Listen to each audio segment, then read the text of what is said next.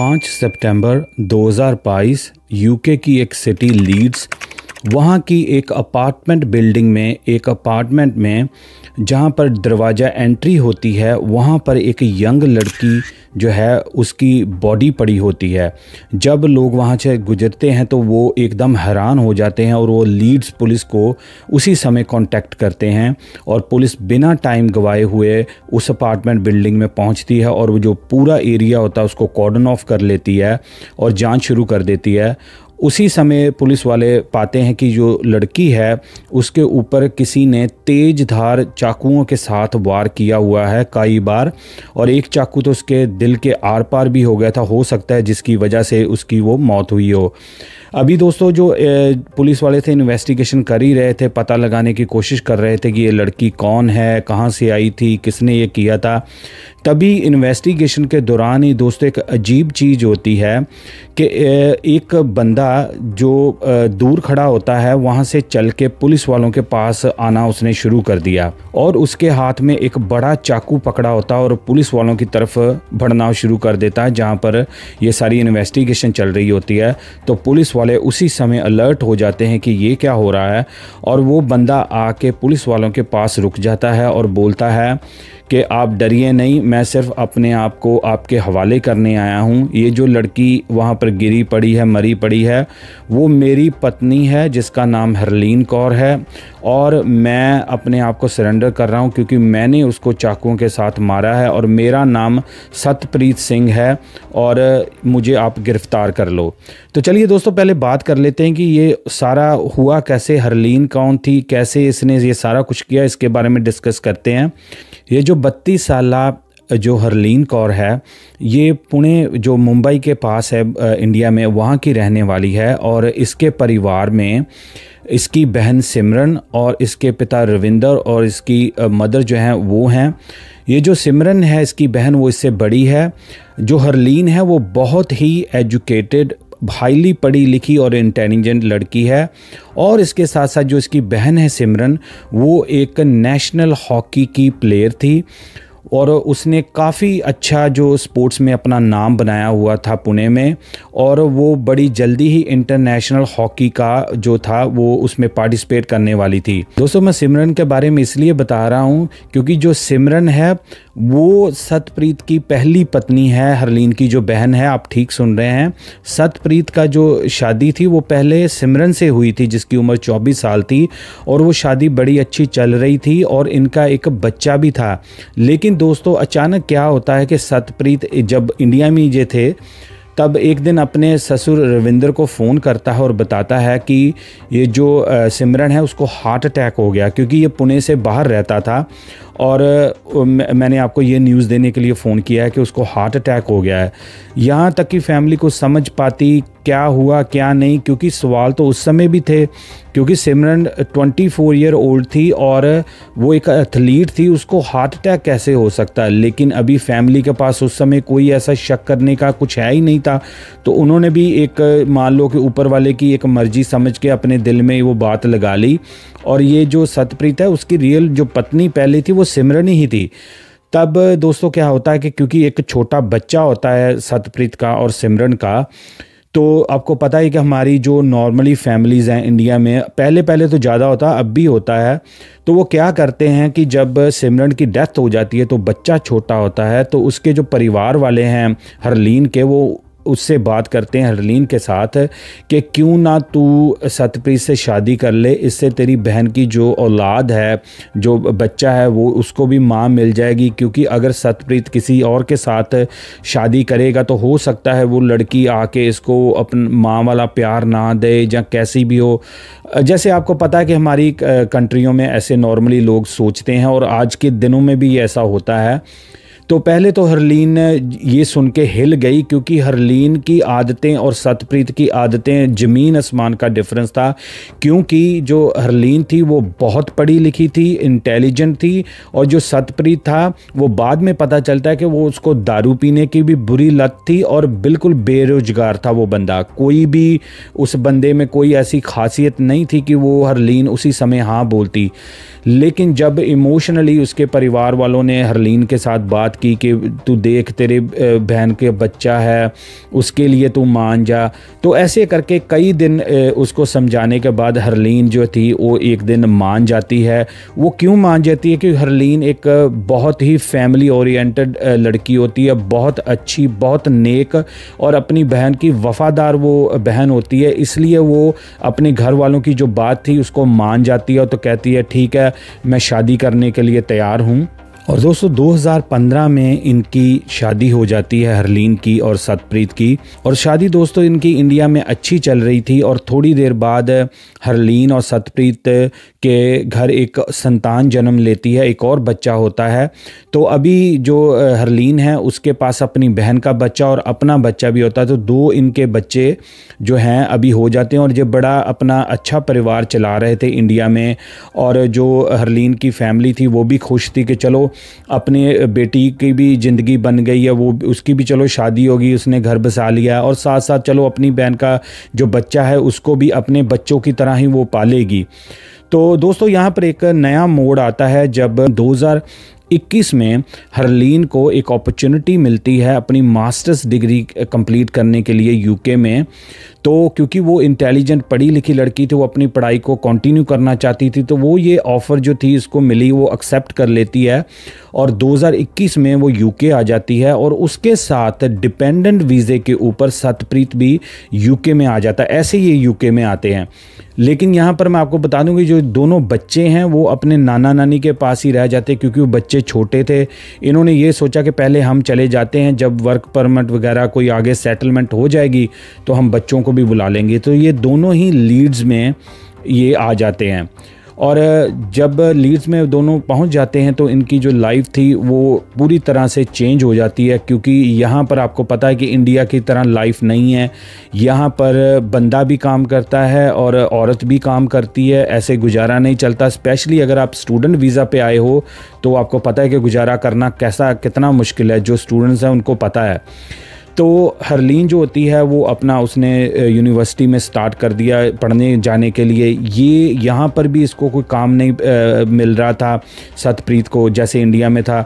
तो आपको पता है कि उसके पिता ने, हरलीन ने पहले भी मेंशन किया था कि ये शराब पीने की भी इसको लत थी। तो यहाँ पर आके इसने यूके में और ज़्यादा शराब पीनी शुरू कर दी और अचानक से ही जो एटीट्यूड था सत्यप्रीत का वो हरलीन के तरफ बिल्कुल चेंज हो गया। वो और ज़्यादा कंट्रोलिंग हो गया, क्योंकि इंडिया में हो सकता है कि उसको ये डर था कि उसके माँ बाप ही उधर हैं। पहली बेटी सिमरन के साथ भी ऐसा हो चुका है, तो हो सकता है कि वो वहाँ पर चुप रहा हो, क्योंकि ये उसकी आदत पहले भी इसके घर वालों ने नोट की हुई थी। तो यहाँ पर आके उसका एटीट्यूड पूरी तरह चेंज हो जाता है। उसको बोलता है कि तूने ये वाले कपड़े नहीं पहन के यूनिवर्सिटी जाना, तू ये वाले सूट डाल के जा। क्योंकि हरलीन बहुत पढ़ी लिखी, तो वो बोलती कि अब हम इस कंट्री में हैं, हमें इस कल्चर में रहना पड़ेगा, भाई तुम क्या बातें कर रहे हो। लेकिन आपको पता ही है कि वो बंदे का दिमाग ही ऐसा वायर्ड हुआ था, उसको कोई और समझ नहीं आती। वो शराब पी के इसके साथ उसने रोका टोकी का काम शुरू कर दिया। दिन रात उसको बोलता तू किससे फ़ोन पे बात कर रही है, ये वाले को फ्रेंड तूने यूनिवर्सिटी में नहीं बनाना, इसके साथ तू ऐसे बात नहीं करनी। उसको पूरा कंट्रोल हाई लेवल पे करना इसने शुरू कर दिया। और जब दिन गुजरते गए इसका जो अत्याचार थे उसके ऊपर ज़्यादा होने शुरू हो गए, यहाँ तक कि रिपोर्ट्स की मानी जाए और जो हरलीन ने अपने माँ बाप को मैसेजेस और कॉल्स में बताया था, इसने उसके ऊपर, इस दरिंदे ने उसके ऊपर हाथ भी उठाना शुरू कर दिया था फिज़िकली, कि तू मेरी बात नहीं मानती, तू ऐसे करती। एक दिन उसने हार के बोला कि ठीक है, अब मैं ये नहीं सहूँगी, अब मेरी तरफ से ख़त्म है, मैं अब अलग रहूँगी। उसने अपना सामान वमान हरलीन ने उठाया और वहाँ पर एक अपार्टमेंट में जाके उसने एक फ़्लैट रेंट पे ले लिया और बोलती कि मैं इधर ही रहूँगी।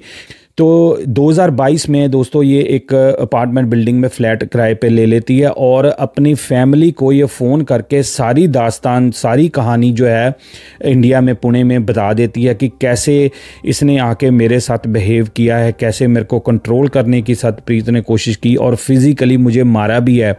जब दोस्तों कोई भी माँ बाप अपनी बेटी से मुँह से सुनेगा कि मुझे फ़िज़िकली मारा है, तो आप सोच सकते हो उस माँ बाप के जो दिल पे क्या बीतेगी। तो जैसे नॉर्मली कोई माँ बाप करता वैसे ही हरलीन के माँ बाप ने भी किया। उन्होंने इसको स्ट्रिक्टली बोला कि तुम जाओ और यूके पुलिस लीड पुलिस में जाके शिकायत करो और उनको बताओ कि मेरे हस्बैंड ने मेरे ऊपर हाथ उठाया है, कम से कम उनकी नॉलेज में ये होगा। यहाँ पर दोस्तों मैं कहूँगा कि हरलीन ने बड़ी एक भयानक गलती कर दी, जो पुलिस के पास ना जाकर उसने अपने माँ बाप को ये बोला कि कोई बात नहीं पापा, मैं अब अपना फ्लैट ले लिया है, रूम ले लिया है, मैं अब अलग रह रही हूँ, वो काफ़ी दूर रह रहा, अब मुझे नहीं लगता कि वो मुझे परेशान करेगा। लेकिन ये बहुत बड़ी एक भूल थी हरलीन की, ये जो करने जा रही थी। तो अभी थोड़े दिन गुजर गए इस बात को, अब वो अलग से अपना रहना उसने शुरू कर दिया। जो पार्ट टाइम काम करती थी काम करने लग पड़ी और अपने जो उसका कॉलेज यूनिवर्सिटी था उस पर वो जाके फोकस करना शुरू कर दिया। लेकिन दोस्तों यहाँ पर मैं आपको मेंशन कर दूं कि जो सतपाल था वो पहले से ही आपको पता है एक कंट्रोल फ्रीक बंदा था।